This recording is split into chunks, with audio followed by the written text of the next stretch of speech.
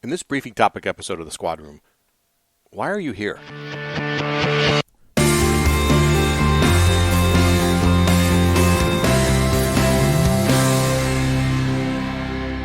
Hello everybody, welcome back to the Squad Room. This is a short episode, a briefing topic episode. I don't have a guest today. This is just me talking into the mic, spitting out some of the stuff that's been rattling around in my brain.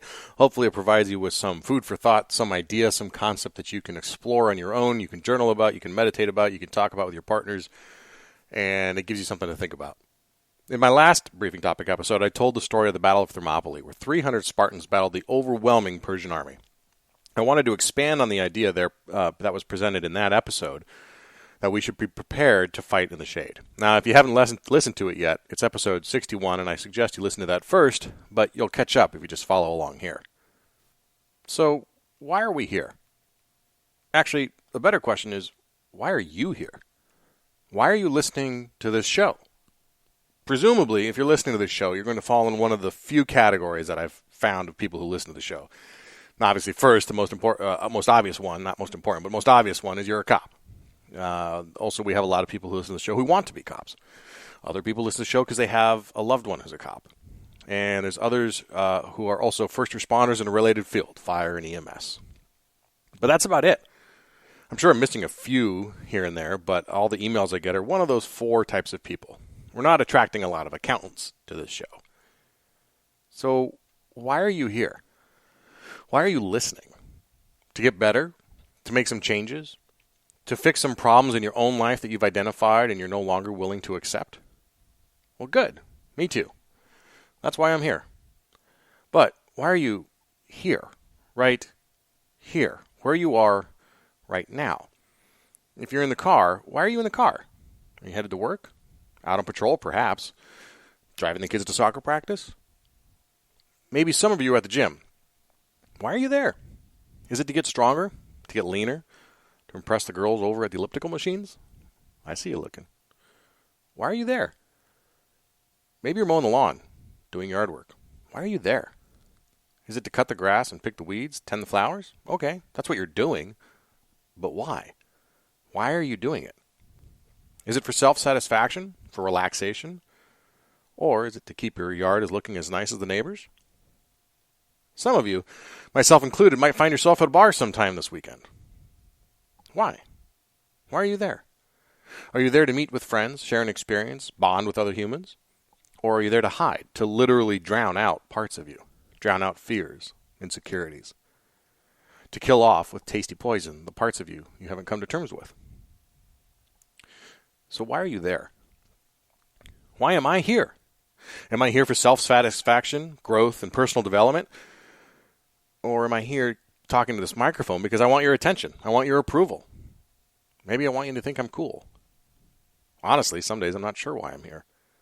And I'm sure there are plenty of days why you aren't sure why you are where you are either.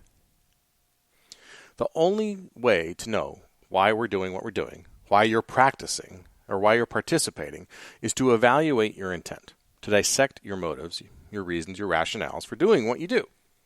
I think a lot of us could be doing a better job of understanding our intent.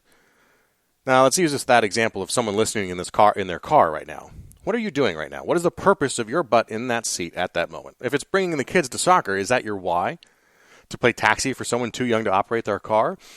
Or is your why to provide your children with an experience, with a lesson in teamwork, to instill in them the values of hard work, perseverance, and discipline?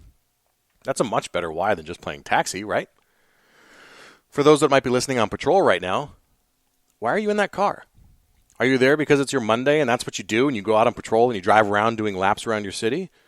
Or is it because you know when people see you, they feel safe and protected? That the bad guys will think twice knowing that you're in the area? Which one's a better why? Maybe you're on your way to a call, but why? Is it because someone called 911 and it's your job to show up? Or is it because someone called 911 and you're the guy or the girl that filled out the application, went through the 10-step hiring process, a 6-month academy, and 18 weeks of field training, and then took your place on the thin blue line, raised your hand, and then said, "Send me"? The point here is to remind you not to lose touch with your intentions. Something easier said than done. And in our hectic lives of shift work and kids and poor sleep and negative media attention, sometimes it can be nearly impossible. But why are you here? I said earlier there are 4 types of people that listen to the show. Cops, people who want to be cops, people who love a cop, and other first responders. So this question applies to all of you. Why are you here?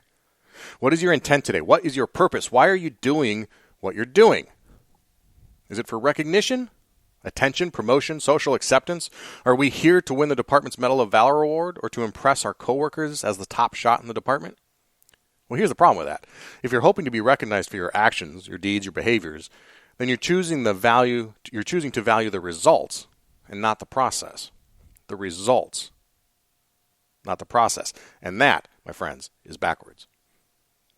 See, people, we're in a profession where our results are often not up to us. You might conduct a great investigation, secure a search warrant, arrest a suspect, and receive a full confession. But that conviction isn't up to you. There's a quagmire of a legal system in your way and 12 strangers poised to ruin your outcome. Should you be so focused on your outcome and be so dependent on the whims, insecurities, talents, and fears of others? Of strangers, nonetheless? See, judging your success, your character, or your self-worth with a conviction rate, that's giving value to the result. But if instead you can value a thorough investigation, a professional response, a well-written report, and the demonstration of empathy to your victims, well then, you're valuing the process.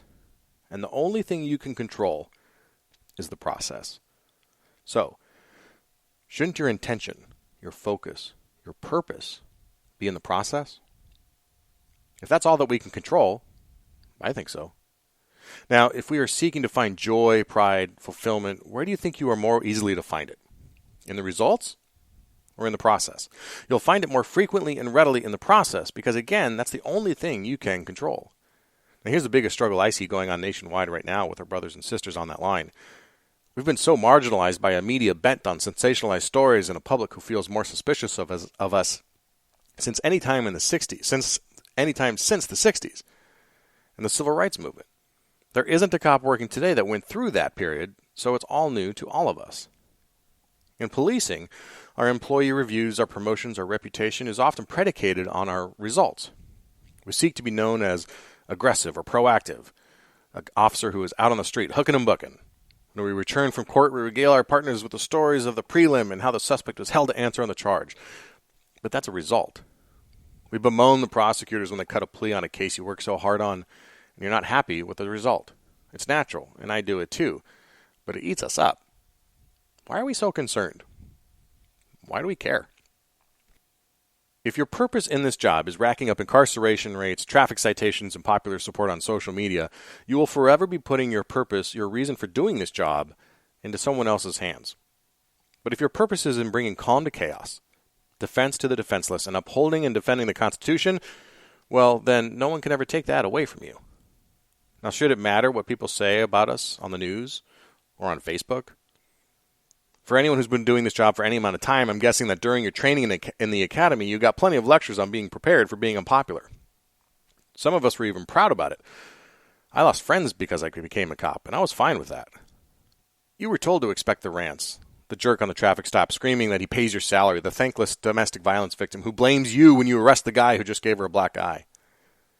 When did we forget that it doesn't matter? It doesn't matter what they think. They being the general public, the social justice warriors, the anti-cop crowd, the media, all of them. It doesn't matter. Does their denial make us any less needed?